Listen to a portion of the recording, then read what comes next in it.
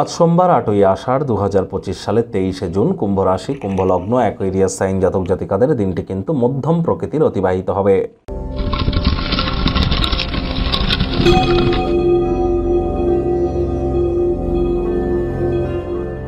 ভিডিওটির শুরুতেই স্ক্রিনে আপনারা দেখতে পাচ্ছেন মহাদেবের রুদ্র গায়ত্রী মন্ত্র, ওম তৎপুরুষায় বিদ্মহে মহাদেবায় ধীমহি তন্ন রুদ্র প্রচোদয়াৎ।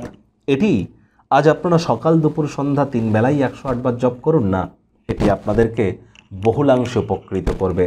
আবারও বলছি, চলছে কিন্তু অমাপতি বা অম্বুবাচী, এ সময় শুভ কর্ম করা থেকে আপনারা বিরত থাকুন। দেবীর মন্দিরে এ সময় কাপড় দিয়ে ঢেকে রাখুন, ঘটকেও ঢেকে রাখুন। কোনো প্রকার মন্ত্র জপ, যজ্ঞ, অনুষ্ঠান করা থেকে বিরত থাকুন। আর হ্যাঁ, গুরু মন্ত্র জপ করতেই পারেন, দীক্ষা যদি নিয়ে থাকেন গুরু মন্ত্র জপ করতে পারেন, আদারওয়াইজ বাদবাকি জিনিসপত্র এ সময় বন্ধ রাখুন। আর আজ অফ হোয়াইট কালারের ড্রেস পরিধান করতে পারেন, ভুলেও ব্ল্যাক বা ব্লু কালারের ড্রেস আজ যেন পরিধান করবেন না। আর অবশ্যই যারা দীর্ঘদিন ধরে ডিপ্রেশন বা হতাশার মধ্যে আছেন, আর এখন মঙ্গল কেতুর অঙ্গারক যোগ চলছে, প্রভূত মানুষ এখন ঘন ঘন অ্যাক্সিডেন্টের সম্মুখীন হওয়া, আগুন, বিদ্যুৎ, বজ্রপাত বা মস্তিষ্কের বিভ্রান্তি ঘটা, এই ধরনের সমস্যার মধ্য দিয়ে আমরা চলছি। যার জন্য অবশ্যই স্নান করবার আগে দুধের সর বা মালাই গায়ে মেখে স্নান করলে আমরা লাভান্বিত হব। মায়ের কাছ থেকে একটি সিলভারের চেন, রূপোর তৈরি হার গলায় পরে নিলে আমরা লাভান্বিত হব। এবং এর সাথে সাথে আমরা কিন্তু অবশ্যই মেডিটেশন করতে পারি, এর ফলে আমরা অত্যন্ত উপকৃত হব। ভাগ্য মিটার আজ আপনাদের বলছে 7 আউট অফ 10, ভাগ্য আপনাদের অনুকূলেই থাকবে। তবে অর্থ, প্রেম, দাম্পত্য এই কয়েকটি ব্যাপারে আপনাদেরকে একটু সাবধানতা অবলম্বন করেই চলতে হবে। আজ কায়িক পরিশ্রম হলেও শরীর মনে সতেজতা এবং তরতাজাই কিন্তু আপনারা অনুভব করবেন। দীর্ঘদিনের পুরনো রোগশোক, অসুস্থতা থেকে আজ মুক্তি পাওয়ার দিন, পরিত্রাণ পাওয়ার দিন। অর্থগত ব্যাপারে ব্যয়বহুল একটি দিন, খরচ বাড়বে।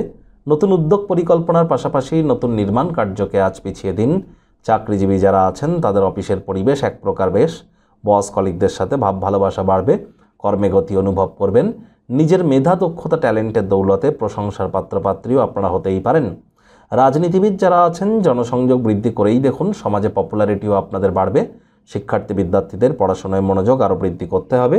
উচ্চশিক্ষার জন্য যারা বিদেশ যাত্রার কথা ভাবছিলেন, ভাগ্যদেবী আজ আপনাদের পক্ষে নেই।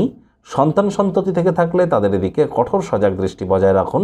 হাউসওয়াইফ যারা আছেন দিনের শুরুটা তাড়াতাড়ি করুন।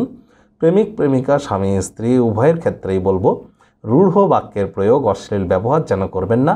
তৃতীয় কোনো ব্যক্তিকে ভুলেও সম্পর্কের মধ্যে যেন প্রবেশ করতে দেবেন না, সম্পর্কের দুর্বলতা বেড়ে যেতে পারে।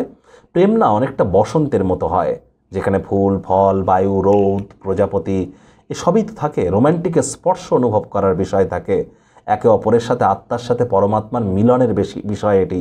এর মধ্যে আধ্যাত্মিকতা আছে, সেটিকে উপলব্ধি করবার চেষ্টা করুন। অসংবেদনশীল হলেই কিন্তু ক্ষতি, অকৃতজ্ঞ হলেই কিন্তু ক্ষতি। কথাবার্তা বলার সময় সংবেদনশীলতা বজায় রাখার চেষ্টা করুন। সাময়িক ঋণ বা টাকা পয়সা ধারের জন্য যারা যদি কেউ আপনার কাছে আসে তাদেরকে উপেক্ষা করুন। পরিবার পরিজনদের উপরে জোর করে নিজের মতামতকে যেন জাহির করবেন না। পরিবারের সদস্যদের সাথে একটু সময় কাটাতে পারেন। শত্রুপক্ষ, বিরোধী পক্ষ আজ কিন্তু খুব একটি শক্তিশালী থাকছে না, সুতরাং এই বিষয়ে অতিরিক্ত টেনশন যেন নেবেন না।